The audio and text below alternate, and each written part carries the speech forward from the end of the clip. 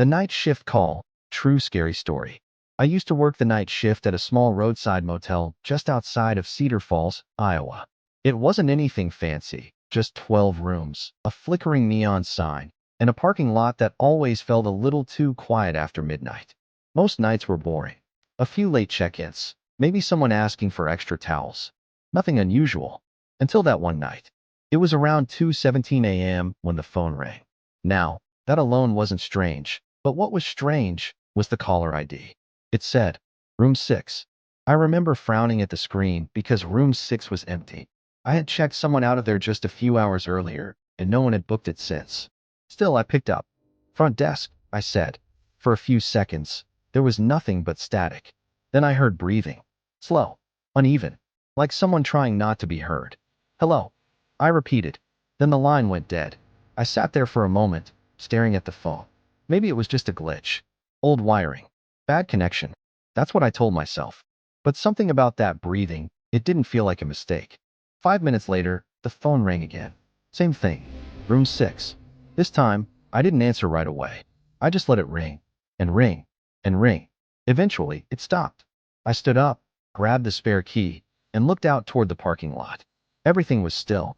The dim orange lights buzzed overhead, and the wind pushed a few leaves across the asphalt. Room 6 was on the far end, and from where I stood, I could see its window. The curtain moved, just slightly. That's when I felt it. That tight feeling in your chest when your brain starts connecting dots you don't want it to. Room 6 was supposed to be empty. I told myself I was overreacting. Probably just the air vent, or the curtain not fully closed. Still, I locked the front desk drawer and stepped outside. The cold air hit me immediately. The kind of silence you only notice when you're alone. I walked slowly across the parking lot, my footsteps echoing more than they should have.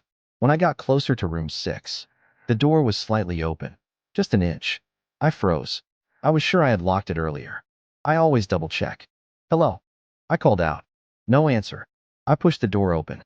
The room was dark. Only the faint light from the parking lot slipped in through the curtains. Everything looked normal at first. Bed made. TV off. Bathroom door open. Empty. I stepped inside. And that's when I heard it again. Breathing. Not from the phone this time. From the bathroom. My heart started pounding. I didn't want to go closer.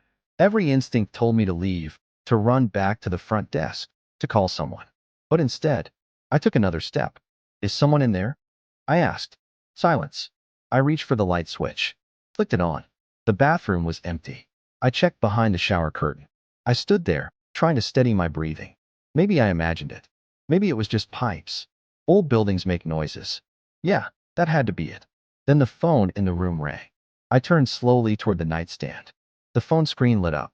And I swear, it said, front desk. My stomach dropped. I walked over and picked it up. Hello. For a second, nothing. Then a voice. My voice. Front desk, it said. I dropped the phone. It hit the floor, but the line stayed open.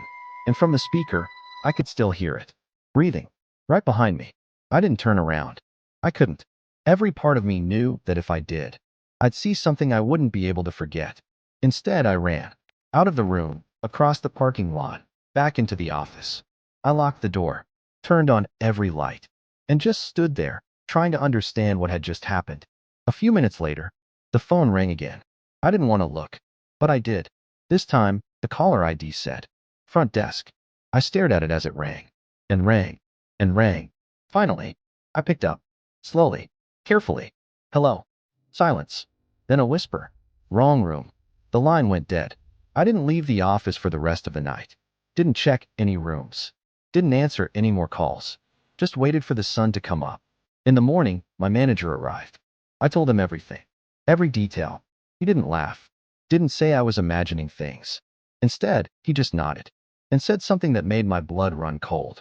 You got a call from room 6, didn't you? I felt my throat go dry. Yeah. He looked down for a moment, then back at me. That room hasn't been right since last winter. I asked him what he meant. He hesitated, then finally said, a man stayed there. One night. Paid in cash. Next morning, housekeeping found him in the bathroom.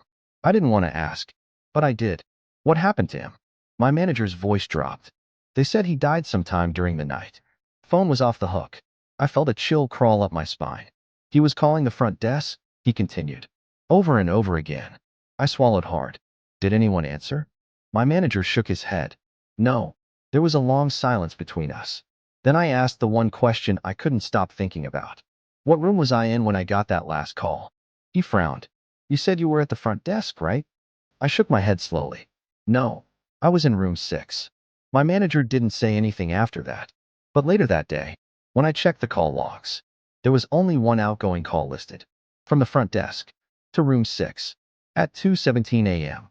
I quit that job the same day. But sometimes, late at night, when my phone rings unexpectedly, I still hesitate before answering, because a part of me wonders, what if one night, the caller ID says something it shouldn't? And what if, this time, it's not the wrong room,